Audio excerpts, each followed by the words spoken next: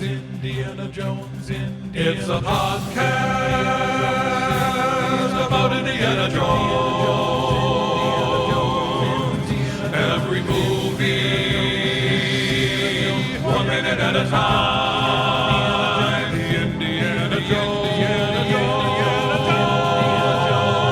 Minute. Welcome back to the Indiana Jones Minute, the podcast in which we get to the heart of Indiana Jones and the Temple of Doom 1 minute at a time. I'm Tom Taylor. I'm Pete Mummert. I'm Jerry Porter. And we didn't tell Crystal to introduce yourself. I'm late to the party. I'm Crystal Beth. Welcome, Crystal Beth. Thank you for having me. I'm glad I made it. I ran right in here as fast as I could. And you had to, because right now you are filthy busy with your own movie-by-minute podcast right now, the Fifth Eleminute. Yes. And it's so much fun. It's great awesome. Because when people are like, Crystal, hey, come out. And I'm like, I can't. And I have to edit. And I don't have to leave my apartment. Right. There you go. Like the best excuse ever. I'm doing a creative thing, but like with no pants on. There you go. I wasn't the only one, thank goodness. Right?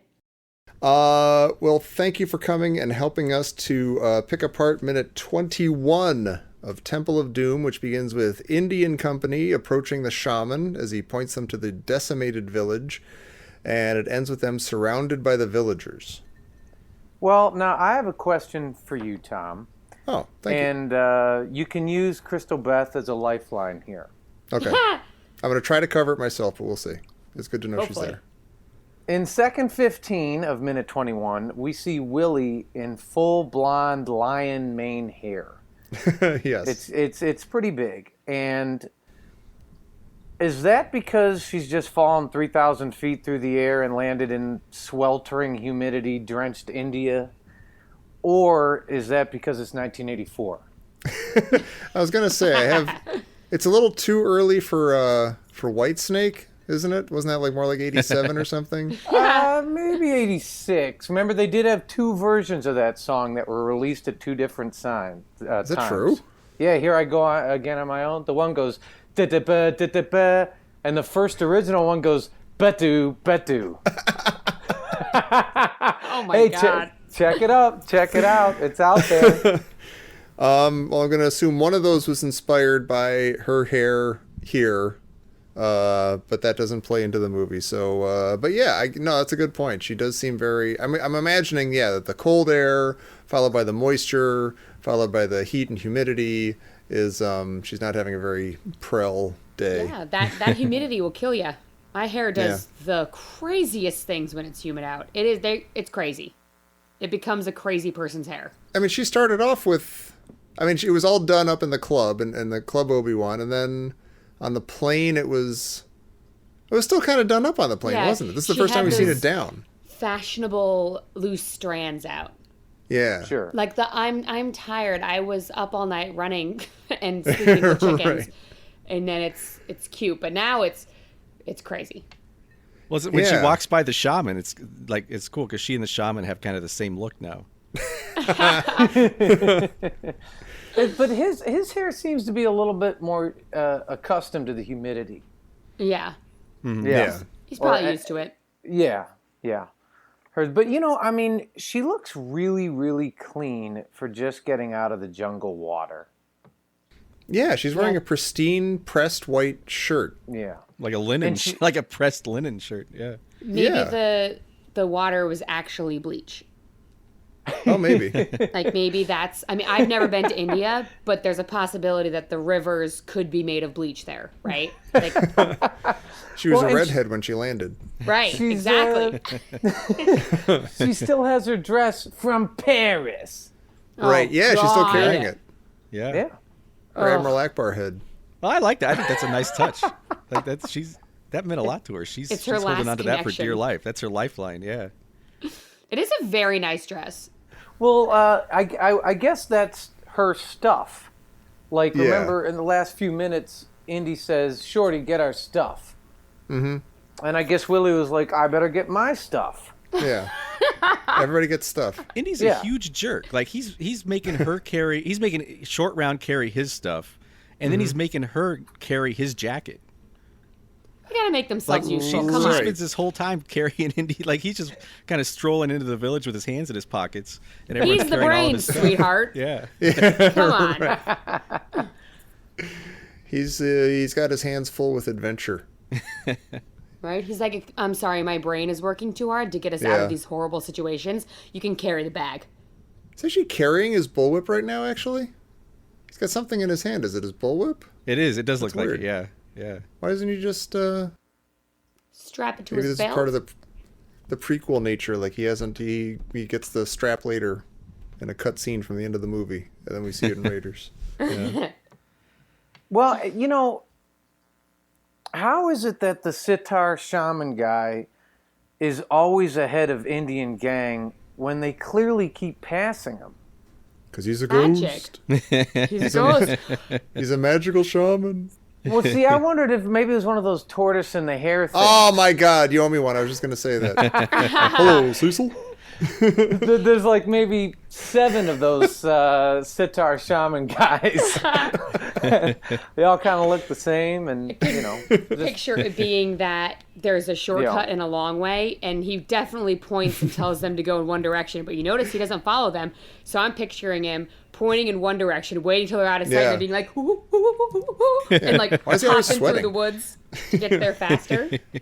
Why is the shaman always out of breath? It's weird. I'll tell you this though, when he points, that's an incredible noise or bird call. Yeah. He points and it's like a wah. And I just like if I had a superpower, that would be mine. That's what I'd like. Anytime I point, seriously point, at least, there'd be some sort of spiritual noise or accompaniment. You can have that. You just did it. With your own voice. You can do that every time you point. I think I just made your life for you. If that's the superpower you want, there you go. You're welcome. And it's no less weird than just pointing and having the sound come from nowhere if you're just like yelling it. Yeah. It actually might be a little bit better. Sure. Because then people are like, oh, it's him. He's making that sound rather than like, where's the bird? Yeah. Let's go stand over here. Excuse me, can you tell me where the broccoli is? Never mind. I'm sorry. Oh, that's great. As they're entering the village, I'll call it a village, even though it's a matte painting at first. But as they're entering the village, this woman comes up to them, and I never know. There's like a weird Steven Spielberg. Somebody should make a supercut of this or something, of non-English speaking, either extras or very minor characters, often Indian. And again, we did this all through Raiders of the Lost Ark. I'm feeling there's like a huge history of this, and maybe it's just Close Encounters of the Third Kind that I'm thinking of. That keeps but there coming seems up. to be it seems like not exactly a motif or something, but like people who are clearly not actors, but who are like emoting things. And this woman here, I'm guessing, and I don't know why I'm guessing this, but I'm guessing she's not an actress. She doesn't have that sort of, polished vibe to her or something, but she's doing a great job of looking very, very upset and lending an air of like, oh no, to this scene. Mm-hmm. Well, listen, this minute 21, actually took me on quite a little chase around the neighborhood here because I went up the corner to 7-Eleven. Oh, a literal chase. Yes, a literal chase. And got a Butterfinger. I actually got a kombucha. And you got a kombucha from 7-Eleven? I got a kombucha. This is the best journey. It's California. And I had to go to several 7-Elevens, but I went to this one, and I actually, I know that up the corner from me, the employees there are from Sri Lanka. And so they listened to the minutes, and they're speaking Sinhalese. The villagers are, throughout these entire minutes, are speaking Sinhalese. They're not speaking Hindi or Punjabi. So they filmed it in Sri Lanka, and they were like, it's supposed to take place in northern India, but meh. So actually what the woman says is to Indy, the village woman says to Indy, oh, God, it took me about an hour. But she says, please save us. We are in trouble. Jesus. Okay. Yeah. Yeah.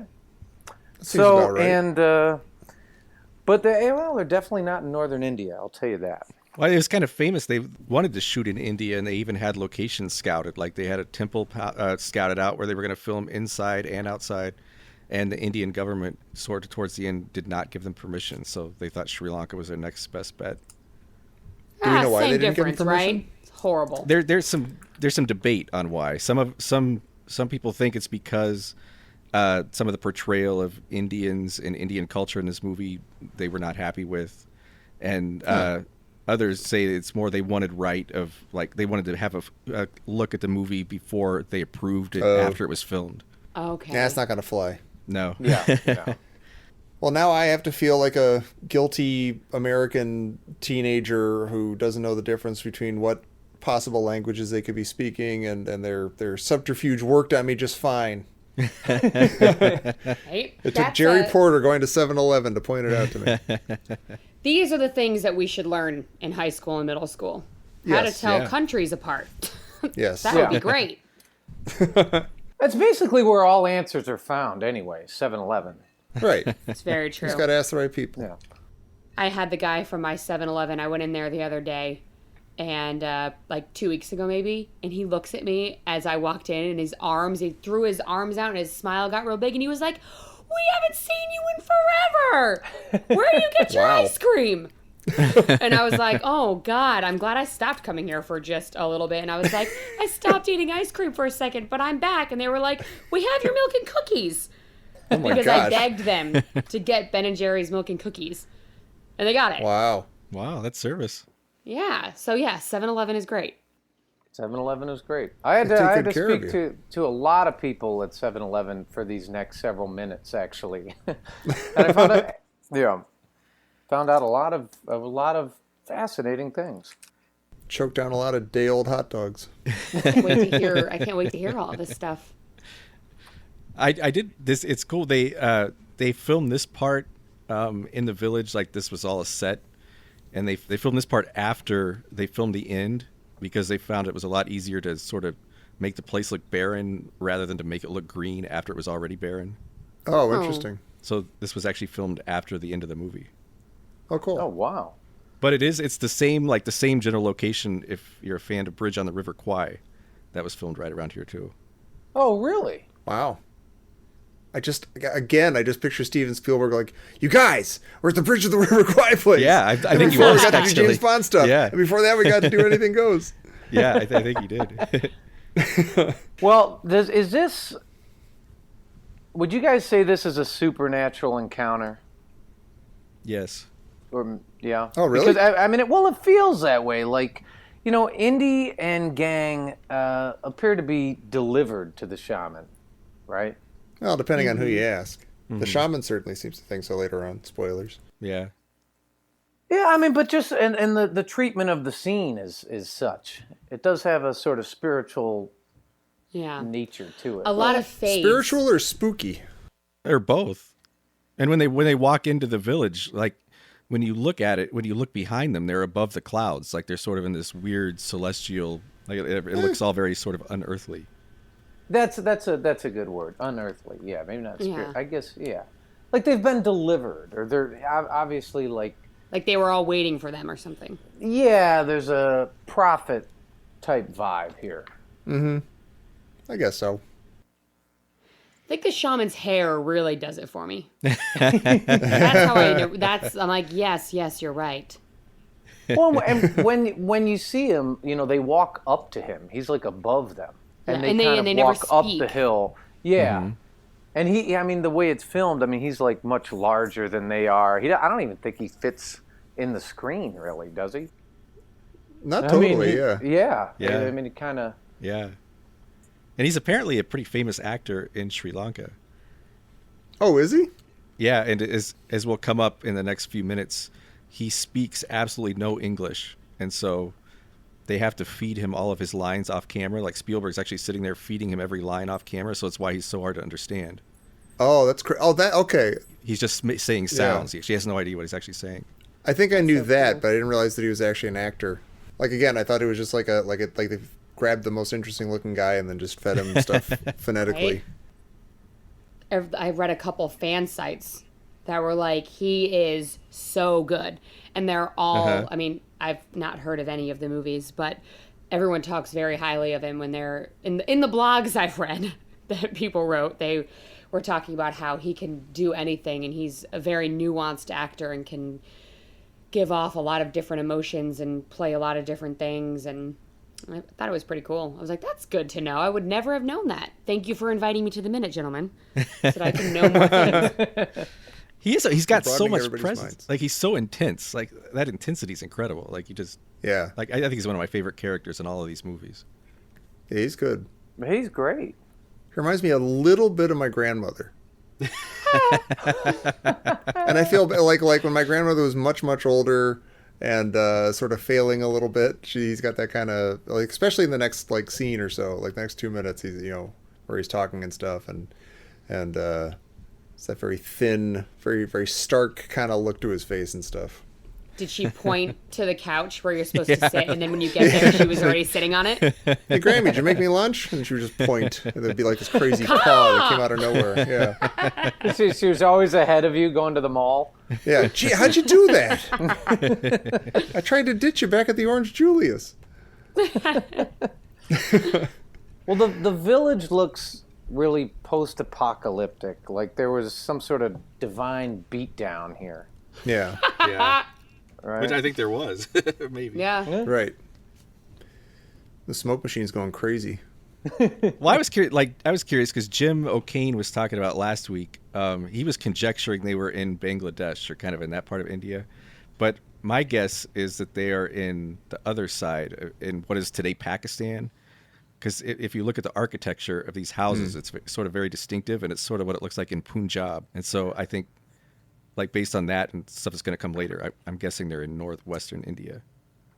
What's interesting is my buddy at 7-Eleven, who I'll credit, his name is Janeth Mendes. He actually said that although they're speaking Sinhalese, and it was he knew that the Temple of Doom was filmed in Sri Lanka, and he had seen it many times and he loved it. But he said that the place, the clothes and outfits and sort of the dressing of the place, or the people, looked more like northern India. It didn't really look like a village in Sri Lanka. And I asked him several more questions, and he basically looked at me and was like, Hollywood. But there's so much I think they actually, like, there are a lot of things people complain about this movie, but I think in some ways they actually really did do their homework. And if you look, there's like this really crazy looking water wheel in the background. And yeah. It's like I love, they always have these crazy contraptions, but this is actually, like, you could find a water wheel like this in northern India.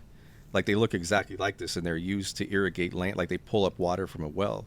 Oh, and that's it's cool. awesome. Like, they actually went to this detail that it looks really like a northern Indian village, even though they're nowhere near there when they filmed it. Yeah, that is cool, especially for a movie that was written by people who had like postcards from India, and that was about it. Well, yeah, this minute is very.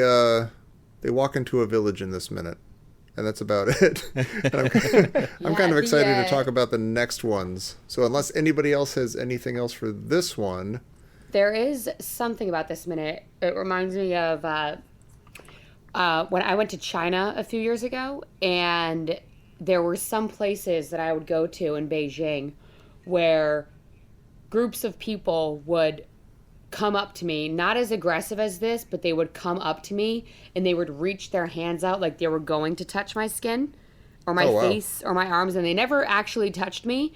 But I had people that were like taking sneaky pictures with me or asking me to hold their kids. They wanted me to hold their kids a lot. And I was like, I am a stranger. You do not want me to hold your kid. You don't know who I am.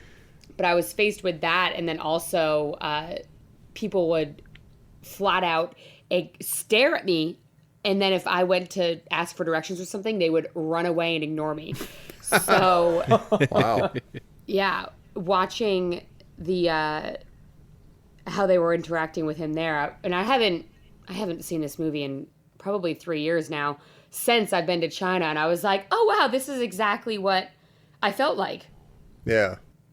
Which is crazy. It brought me back a little bit, and I was like, oh, this was weird. But not that I'm saying I'm Indiana Jones, but only sometimes.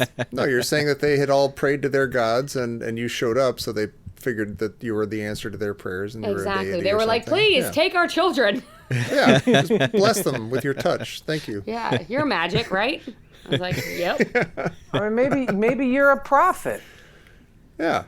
See, I just made your life, Crystal Beth. Right? Exactly. I am a prophet. Well, Pete and I have no special powers yet, or none you at know, all. special jobs here on this earth yet. Oh, you guys are being hard on yourselves. You guys No, can no. edit. You can edit. We're 1 minute in. It's good. We're one minute into the week. We're good. Anything can Maybe happen. we can get you something in the next 2 minutes. If not, Yeah. it's people like you that make us look better. So, That's right. great. Thanks, miss. Well, hey, listen. The magical Crystal Beth. Where can people go to find all you're busy and you're doing stuff? Where can people find all your stuff? All right. Well, if you want to listen to my minute podcast, The Fifth Eleminute, which is about the fifth element, oh gosh, it's the hardest thing to say. It's a tongue twister. You can go to thefiftheleminute.com, or you can follow us on Twitter at Fifth Eleminute. And if you want to listen to my video game podcast, you can do that on iTunes. It's Unlimited Lives. And we also stream live on Twitch every week, every Thursday at 6 p.m. So you can watch us live. It's really fun. I cried about Star Wars 2 weeks ago. It was pretty great. Hey. Some other people cried about Star Wars too. Yeah, it feels I'll good. remain It nameless. feels good to cry about it again. Yes. And Pete, where can people find us and cry at us for things? Or call us prophets. Yeah, call us prophets, give us superpowers. Yeah, come check us out on Facebook. We've got a special page called Indiana Jones Minute and the Listener's Crusade. Just come and join, and you'll find lots of people saying lots of funny things about this movie. Yeah. And come back here tomorrow, where we will discuss minute 22 of Temple of Doom here on the Indiana Jones Minute. Caw-caw! Gone! Oh, wait, that's not. Oh, okay.